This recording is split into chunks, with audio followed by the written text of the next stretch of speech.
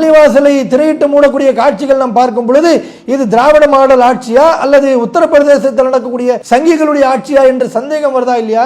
யாரெல்லாம் காவல்துறை தேடப்படக்கூடிய நபர்களாக இருக்கிறாங்களோ அவர்கள் தான் அந்த போன்ற ஊர்வலத்தில் இருப்பாங்க. RSS பாஜக அந்த மாதிரி ரவுடிகளை வச்சுதான் அந்த ஊர்வலம் நடத்துவாங்க. அது இந்துக்களுடைய ஊர்வலமாக இருக்காது, அது சங்கிகளுடைய ஊர்வலம். சென்னைக்கு அருகாமையில் இருக்கக்கூடிய பூந்தமல்லி என்று சொல்லக்கூடிய ஒரு ஏரியாவில் கலவரத்தை உண்டாக்க வேண்டும் என்பதற்காக இந்த ரவுடிகள் ஊர்வலத்தை கொண்டு வராங்க. அவங்களுக்கு அனுமதி கொடுத்துட்டாங்க. மாறா என்ன பண்றாங்க, அந்த பள்ளிவாசல் இந்த ரவுடிகளுடைய கண்களிலே படக்கூடாது என்பதற்காக பெரிய பெரிய கண்டெய்னர்கள் கொண்டு வந்து அப்படியே நிக்க வைக்கிறாங்க. என்னன்னு கேட்டா, ஊர்வலத்துக்கு வரக்கூடிய அந்த ரவுடி பசங்களுடைய பார்வையில இந்த பள்ளிவாசல் பட்டுவிடக் கூடாது. என்ன நடக்குது இந்த நாட்டில்? செய்தியும் சிந்தனையும் என்கின்ற இந்த நிகழ்ச்சியின் வாயிலாக நாட்டில் நடக்கக்கூடிய பல செய்திகளை உங்களுடைய கவனத்திற்கு நாம் கொண்டு சேர்த்து கொண்டிருக்கின்றோம். அந்த வரிசையில் இன்றைய தினம் நாம் பார்க்கக்கூடிய செய்தி என்னவென்று சொன்னால், சில நாட்களுக்கு முன்பாக விநாயகர் சதுர்த்தி என்கின்ற பண்டிகை கொண்டாடப்பட்டது. அந்த பண்டிகையை முன்னிட்டு விநாயகர் ஊர்வலம் கொண்டு சென்று கடலிலே ஆற்றிலே அவர்கள் கறக்கக்கூடியதை நம்மால் பார்த்தோம். இந்த ஊர்வலம் என்பது தமிழ்நாட்டிலும் பல ஆண்டுகளாக நடந்து கொண்டிருக்கின்றது. இந்த ஊர்வலத்தில் நாம் பல்வேறு விதமான நிகழ்வுகளை பார்க்கலாம். ஒன்று, மத நம்பிக்கையின் அடிப்படையில் இந்துக்கள் நடத்தக்கூடிய ஊர்வலத்தையும் பார்க்கலாம். இந்த விநாயகர் ஊர்வலத்தை வைத்து RSS சங் பரிவார் பாஜகவை சேர்ந்தவர்கள் இதை ஒரு பெரிய அரசியலாக்கி இந்த ஊர்வலத்தின் மூலமாக கலவரத்தை உண்டாக்க வேண்டும் என்பதற்காக சங்கிகளை வைத்து இந்த ஊர்வலங்கள் நடத்தக்கூடியதையும் பார்க்க முடிகின்றது. தமிழ்நாடு முழுவதும் நடந்த ஊர்வலத்தில் பாருங்க, ஒவ்வொரு வித்தியாசங்கள். தமிழ்நாட்டை பொறுத்த வரைக்கும் இங்க இருக்கக்கூடிய இந்துக்கள், முஸ்லிம்கள், கிறிஸ்தவர்கள், எல்லா மதத்தை சார்ந்தவர்களும் மாமன் மச்சான்களாக, அண்ணன் தம்பிகளாக, அக்கா தங்கைகளாக இப்படிதான் ஒவ்வொருவரும் வாழ்ந்து கொண்டிருக்கிறாங்க, ஒரு மிகப்பெரிய ஒரு இணக்கத்தோடு. இந்த இணக்கத்தை கலவர பூமியாக மாற்ற வேண்டும் என்பதற்காக பாஜக சங் பரிவாரை சேர்ந்த இந்த சங்கிகள் பல்வேறு விதமான முயற்சிகள் எடுக்கிறாங்க. அந்த முயற்சிகளில் ஒன்றுதான் இந்த விநாயகர் சிலையை வைத்து ஊர்வலமாக செல்லக்கூடிய நேரத்தில் ஏதாச்சும் ஒரு கலவரத்தை உண்டாக்கணும் அப்படின்னு செய்யக்கூடிய செயல்கள். திருப்பரங்குன்றம் என்று சொல்லக்கூடிய அந்த பகுதியில் பார்த்தோம் சொன்னா, விநாயகர் சிலையை கொண்டு போறாங்க. அப்படியே வரிசையா 1, 2 அல்ல, ஏராளமான விநாயகர் சிலைகளை கொண்டு போறாங்க. அப்படி செல்லக்கூடிய அந்த விநாயகர் சிலை, அந்த ஊர்வலம் யார் கொண்டு போகிறாங்கன்னு சொன்னா, உண்மையிலேயே இந்துக்கள் கொண்டு போகக்கூடிய சிலைகளாக ஊர்வலமாக இருக்கு. எதற்காக இப்படி சொல்றோம் சொன்னா, அந்த ஊர்வலத்தில் நடந்த காட்சிகள் இன்றைக்கு செய்திகளாக வந்து கொண்டிருக்கு பாருங்க. மக்கள் அதற்கு ஒரு வரவேற்பை தரக்கூடிய காட்சிகளாக இருக்கு. எந்த அளவிற்குன்னு சொன்னா, அந்த ஊர்வலத்தில் ஏராளமான விநாயகர் சிலைகள் கொண்டு போகக்கூடிய நேரத்தில் ஆடல் பாடல் எல்லாமே நடக்குது.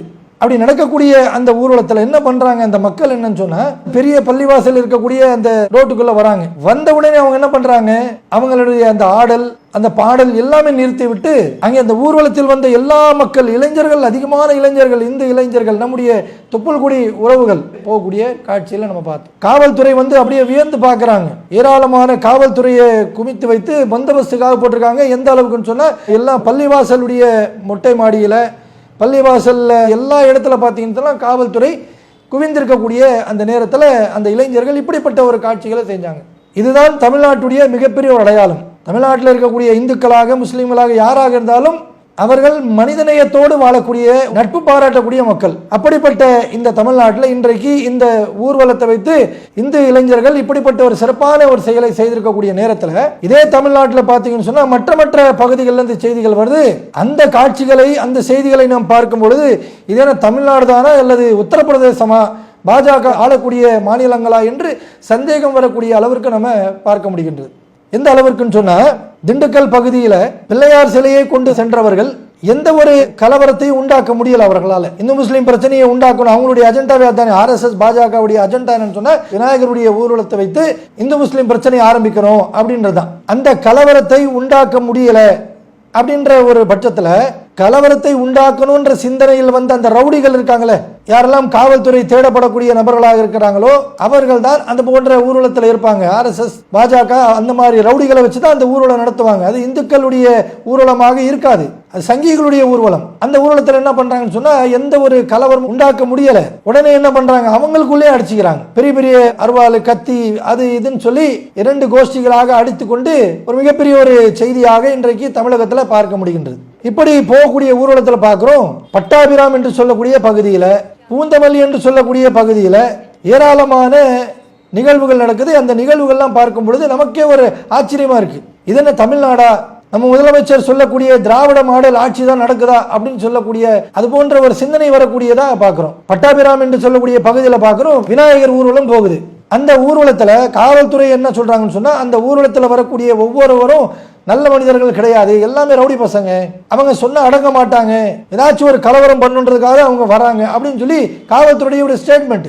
ஊர்வலத்தில் போகக்கூடியவர்கள் பள்ளிவாசலை கடந்து செல்லக்கூடிய நேரத்தில் அந்த பள்ளிவாசலை காவல்துறை என்ன பண்றாங்க, முழுமையான அந்த பள்ளிவாசலை திரையிடுறாங்க, அப்படியே மறைக்கிறாங்க. மறைச்சுதான் ஊர்வலத்தை அங்கிருந்து அனுப்பி வைக்கிறாங்க. ஏங்க பள்ளிவாசலை இப்படி திரையிட்டு நீங்க செய்றீங்க அப்படின்னு கேட்டா, இல்ல அவங்க ரவுடி பசங்க, அவங்க கட்டுப்பாட்டுல வரமாட்டாங்க, அவங்க போன பிறகு அந்த திரையை நம்ம எடுத்துலாம் அப்படின்னு சொல்லக்கூடிய நிலையை நம்ம பார்க்கிறோம். அப்ப அவர்கள் காவல்துறை தேடப்படக்கூடிய மக்கள், அவர்கள் ரவுடிங்கன்னு சொன்னா அவங்களை அடையாளம் கண்டு அவர்களை தூக்கி ஜெயில போடணும். அவர்களை விட்டு விட்டு நீங்க என்ன பண்றீங்க, பள்ளிவாசலை திரையிட்டு மூடக்கூடிய காட்சிகள் நாம் பார்க்கும் பொழுது இது திராவிட மாடல் ஆட்சியா அல்லது உத்தரப்பிரதேசத்தில் நடக்கக்கூடிய சங்கிகளுடைய ஆட்சியா என்று சந்தேகம் வருதா இல்லையா? இந்த சந்தேகம் வரக்கூடிய அளவிற்கு செயல் இந்த செய்தார்கள் என்று சொன்னால் இதற்கான முக்கிய காரணம் காவல்துறை. காவல்துறையில கூட நல்ல காவல்துறையினர்கள் இருக்கிறாங்க, நல்ல நண்பர்கள் இருக்கிறாங்க. ஆனா சில காவல்துறைகள் இந்த அணுகுமுறையோடு செயல்பட்டால் அவர்கள் செய்யக்கூடிய இந்த செயலுக்காக யாருக்கு கெட்ட பேர் வரும்னு சொன்னா, இந்த நாட்டை ஆளக்கூடிய திமுக அரசாங்கத்திற்கு தான் ஒரு கெட்ட பேர் வரும். இந்த திராவிட மாடல் ஆட்சியில எந்த ஒரு பிரச்சனை இல்லை, இந்து முஸ்லீம் எல்லாருமே நல்லபடியா இருக்கிறோம், எந்த ஒரு மசூதிக்கும் எந்த ஒரு கோயிலுக்கும் எந்த ஒரு சர்ச்சுக்கும் எந்த ஒரு வழிபாட்டு தலங்களுக்கும் பாதகம் இல்லாமல் நல்ல முறையில் இருக்கிறோம் அப்படின்னு சொல்லக்கூடிய அளவிற்கு இருக்கணுமா இல்லையா திராவிட மாடல் ஆட்சி என்று சொன்ன? ஆனா இன்றைக்கு என்ன, ரவுடி பசங்களை ஊர்வலத்துக்கு போக அனுமதி கொடுத்துட்டு பள்ளிவாசலை திரையிட்டு மூடக்கூடிய காட்சிகளை பார்க்கிறோம். ஒரு ஆண்டுக்கு முன்பாக ஒரு மிகப்பெரிய ஒரு வெள்ளம் சென்னை முழுவதும் மக்களுடைய வாழ்வாதாரத்தில் ஒரு பெரிய ஒரு சவாலாகிவிட்டது. அவ்வளவு வீடுகள் எல்லாம் தண்ணி புகுந்து மக்கள் எந்த ஒரு பணியும் செய்ய முடியாத அளவிற்கு முடங்கி இருந்தார்கள். சாப்பாட்டுக்கு கஷ்டப்படக்கூடிய மக்கள், அப்படிப்பட்ட ஒரு நிலை ஏற்பட்டது. அந்த நேரத்தில் சென்னைக்கு அருகாமையில் இருக்கக்கூடிய பூந்தமல்லி என்று சொல்லக்கூடிய ஒரு ஏரியாவில் ஒரு பெரிய பள்ளிவாசல், அந்த பள்ளிவாசல்ல பாத்தீங்கன்னு சொன்னா ஒரு நாள் 2 நாள் அல்ல, ஏறத்தாழ ஒரு வார காலம் தினந்தோறும் 3 வேளை தரமான உணவு வரவங்க சாப்பிட்டுட்டு போயிட்டே இருக்காங்க. தேவைப்படக்கூடியவர்கள் பாத்திரத்தில் பார்சல் வாங்கிட்டு போறாங்க. 17ஆம் நூற்றாண்டில் கட்டப்பட்ட இந்த பூந்தமல்லி பெரிய பள்ளிவாசல் இன்று வரை ஜாதி மொழி மத வேறுபாடின்றி மக்களுக்கு உதவி வருகிறது. சென்னையை தாக்கிய மிக்ஜாம் புயலால் பலர் தங்க இடமின்றி நிர்கதியாக நின்றபோது தனது கதவுகளை ஆதரவற்றவர்களுக்காக திறந்த முதல் மத வழிபாட்டு தலம் இதுதான். தற்போதைய பெருவெள்ளத்தின் போது பெரிய பள்ளிவாசலின் உதவிக்கரங்களில் தஞ்சமடைந்த நூற்றுக்கணக்கானவர்களில் மிக்ஜாம் புயலால் சென்னையில் குடிக்க தண்ணீரே தட்டுப்பாடாக இருந்த போதும் தஞ்சமடைந்த மக்களுக்கு இங்கு கொட்டும் மழையிலும் தொடர்ந்து உணவு தயாரித்து வழங்கப்பட்டு வந்தது. 3 வேளை உணவும் அந்த பள்ளிவாசல்ல வைத்து ஜாதி மதம் பார்க்கல, முஸ்லிமா இந்துவா கிறிஸ்தவர்களா எதுவுமே பார்க்கல, மனிதன் அவ்வளவுதான். இஸ்லாம் சொல்லக்கூடிய அடிப்படையில் மனிதனுக்கு மனிதன் உதவி செய்ய வேண்டும் என்று எப்படி இஸ்லாம் சொல்கின்றதோ அந்த அடிப்படையில் அந்த பள்ளிவாசல்ல வைத்துதான் மக்களுக்கு உணவு வழங்கப்பட்டது. அவ்வளவு பெரிய ஒரு செயலை செய்த அந்த பள்ளிவாசலை என்ன செய்யறாங்க, கலவரத்தை உண்டாக்க வேண்டும் என்பதற்காக இந்த ரவுடிகள் ஊர்வலத்தை கொண்டு வராங்க, அவங்களுக்கு அனுமதி கொடுத்துட்டாங்க. மாறா என்ன பண்றாங்க, அந்த பள்ளிவாசல் இந்த ரவுடிகளுடைய கண்களிலே படக்கூடாது என்பதற்காக பெரிய பெரிய கண்டெய்னர்கள் கொண்டு அப்படியே நிக்க வைக்கிறாங்க. என்னன்னு கேட்டா, ஊர்வலத்துக்கு வரக்கூடிய அந்த ரவுடி பசங்களுடைய பார்வையில் இந்த பள்ளிவாசல் பட்டுவிடக் கூடாது. என்ன நடக்குது இந்த நாட்டில்? இவ்வளவு பயந்து பயந்து நீங்க போனீங்கன்னு சொன்னா மக்கள் எப்படி சுதந்திரமாக வாழ முடியும்? இது குறிப்பிட்ட ஒரு மதத்தை சார்ந்த நாடா இது? இந்த நாட்டினுடைய சுதந்திரத்துக்காக ஒரு மதத்தை சார்ந்தவர்கள் கஷ்டப்பட்டார்களா, உழைத்தார்களா, தியாகம் செய்தார்களா? இல்லையே. எல்லா மதத்தை சேர்ந்தவர்களும் இந்த நாட்டிற்காக உழைத்தார்கள், தியாகம் செய்தார்கள், சுதந்திர போராட்டத்தில் தியாகம் செய்தார்கள். அதில் இந்திய முஸ்லிம்களுடைய பங்களிப்பு அதிகமாக இருக்கு. அப்படிப்பட்ட தியாகத்தையும் அதிகமான பங்களிப்பையும் கொடுத்த முஸ்லிம்களுடைய நிலை இன்றைக்கு எப்படி மாறிவிட்டது? உத்தரப்பிரதேசத்தில் நடக்குது, ராஜஸ்தான் நடக்குது, குஜராத்ல நடக்குதுன்னு சொன்னா அங்கே பாஜக ஆழ்ந்து கொண்டிருக்கிற அங்கே நடக்குது. அதையும் நம்ம ஏற்றுக்கொள்ள முடியாது. ஓரளவுக்கு மனசு தேர்த்துக்கலாம், அவ்வளவுதான். அதுவே தப்புன்னு சொல்றோம் நாம. அப்படி இருக்கையில தமிழ்நாடு என்பது எல்லா மக்களையும் இணைச்சு அழைத்து செல்லக்கூடிய ஒரு மாநிலம் இது. இன்றைக்கு முதல்வர் சொல்லக்கூடிய அடிப்படையில் திராவிட மாடல் நடக்கக்கூடிய மாநிலம் இது. அப்படிப்பட்ட இந்த தமிழகத்தில் இன்றைக்கு பள்ளிவாசலை திரையிட்டு மூடுவது, பள்ளிவாசலை கண்டெய்னர் வச்சு மறைப்பது, இப்படியெல்லாம் நடக்கின்றது என்று சொன்னா காவல்துறைக்கு ஏற்கனவே தெரிஞ்சிருக்கு, வரக்கூடியவங்க ஒருத்தன் கூட நல்லவன் கிடையாது, ரவுடி பையன் அப்படின்னு சொல்லி தெரியுதுன்னு சொன்னா இதை காவல்துறை என்ன செஞ்சிருக்கணும், அந்த ஊர்வலத்துக்கு அனுமதி கொடுக்காம அந்த ரவுடிகளை பிடித்து அவர்கள் சிறையில போட்டிருக்கணுமா இல்லையா? அந்த செயல் செய்யல.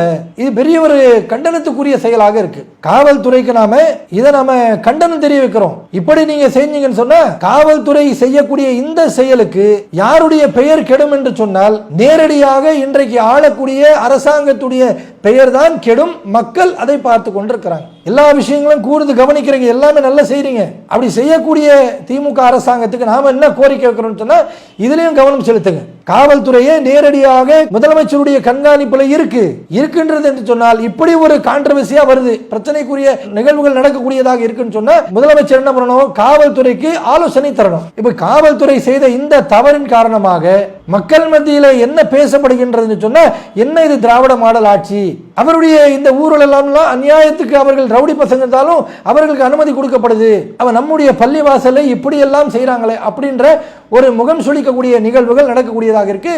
அப்போ ஆளுகின்ற அரசாங்கத்துக்கு நாம என்ன சொல்கின்றோம் என்று சொன்னால் உங்கள் பார்வைக்கு இந்த செயல் வந்து நீங்கள் அனுமதி கொடுத்துதான் நடந்து இருக்கின்றது என்று சொன்னால் இது நாம உங்களை கண்டிக்கிறோம். இல்லை ஒருவேளை உங்கள் பார்வைக்கு வராமல் காவல்துறையால் முடிவெடுத்து செய்ததாக இருந்தால் உங்களுக்கு நாம இந்த செய்தியின் மூலமாக சொல்லிக் கொள்வது என்னவென்று சொன்னால் அடுத்ததாக இது போன்ற நிகழ்வுகள் தமிழகத்தில் நடக்காத அளவிற்கு திராவிட மாடல் அரசாங்கம் கூர்ந்து கவனித்து இதையெல்லாம் சரி செய்ய வேண்டும் என்கின்ற ஒரு கோரிக்கை தான் இந்த செய்தியும் சிந்தனையும் மூலமாக நாம் வைத்துக் கொள்கிறோம். அஸ்ஸலாமு அலைக்கும் வரஹ்மத்துல்லாஹி வபரகாத்துஹு. அல்லாஹு அக்பர், அல்லாஹு அக்பர்.